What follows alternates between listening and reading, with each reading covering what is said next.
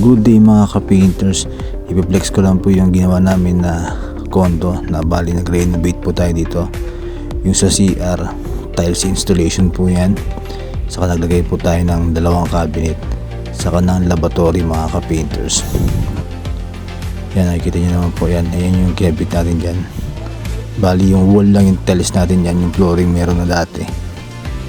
Tapos dito po sa labas, ito nagkabit po tayo ng bagong pinto at nagduko varnish po tayo mga ka-painters.